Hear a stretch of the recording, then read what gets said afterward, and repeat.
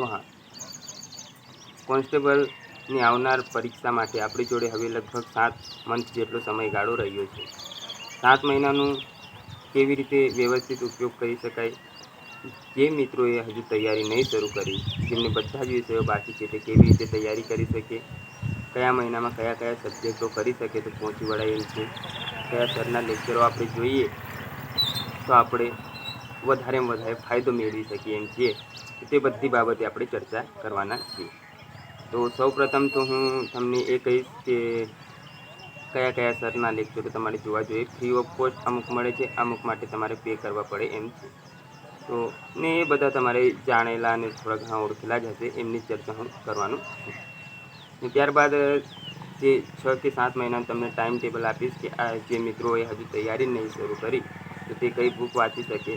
તદુપરાંત બીજી એ બાબતની ચર્ચા કરવાના છે કે આપણે એ બુક તો વાંચવાની, પણ કયા મહિનામાં એ બુક પૂરી થઈ શકે એમ છે, તો એ બધી બાબતોએ જોવાના છીએ. તો આ હતું કંઈક પ્રિવ્યૂ, તમે કહી શકો કે શાના લગતી આપણે ચર્ચા કરવાના છીએ.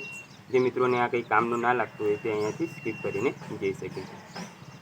તો સૌપ્રથમ તો આપણે મુદ્દાની વાત પર આવીએ કે આપણો જે સિલેબસ છે એ 200 માર્ક્સનું છે કોન્સ્ટેબલનું. પીએસઆઈમાં એ 200 માર્ક્સનું આપણે પેપર આવવાનું છે પ્રિલિમ્સમાં. પ્રિલિમ્સને ત્યારબાદ મેન્સ એ લગભગ સાથે જ રહેશે.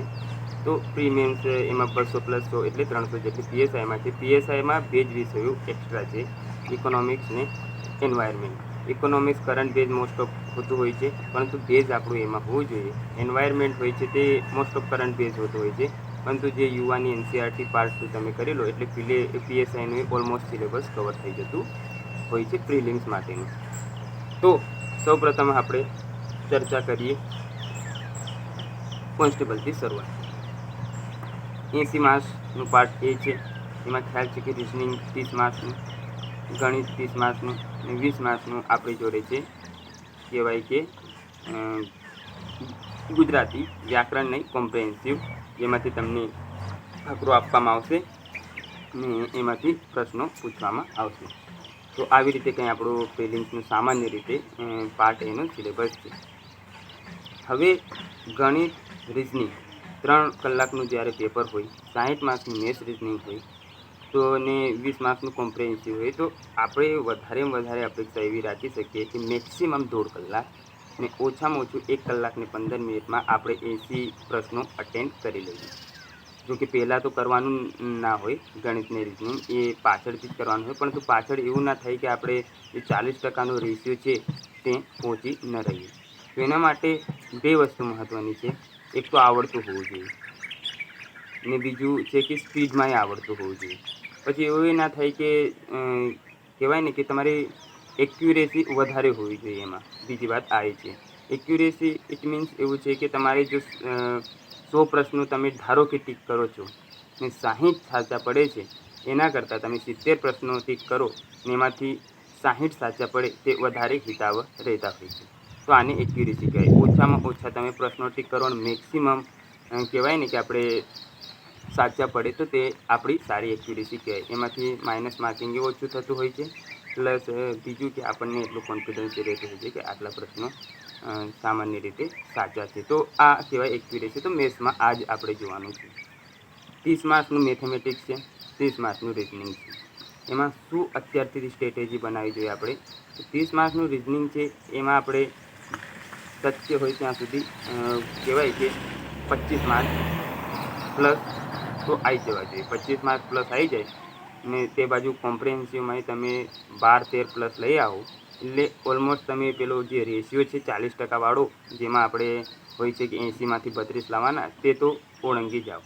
ત્યારબાદ મેથેમેટિક્સ એક વસ્તુ એવી છે કે બધાને સ્પીડમાં ના આવડે, અમુકને ના આવડે એવું બનતું હોય છે. તો એ આપણે અત્યારે તૈયારી કરવા બેઠા જ છીએ તો 30 માર્ક્સનું મેથેમેટિક્સ છે, એમાં તમે 10 પ્લસની તો અપેક્ષા, 10થી 15 વચ્ચે માર્ક્સની અપેક્ષા આપણે રાખી શકીએ. તો આવી રીતે કંઈક આપણે કરવાનું હોય છે. એક તરફ આપણે જોયું તો એમાં છે કે મેથેમેટિક્સમાં 10થી 12 માર્ક્સ, કોમ્પ્રિહેન્સિવમાં 10થી 12 માર્ક્સ એટલે 24 છે, અને આ બાજુ 24 એટલે 48થી 50 માર્ક્સ આપણે પાર્ટ એમાં લઈ આવી તો એ ઘણા સારા માર્ક્સ કહેવાતા હોય છે. કારણ કે 80માંથી તમે 50 માર્ક્સ લઈ આવો ને પેલી બાજુએ હજુ 120 માર્કનું તો આપણે બાકી છે.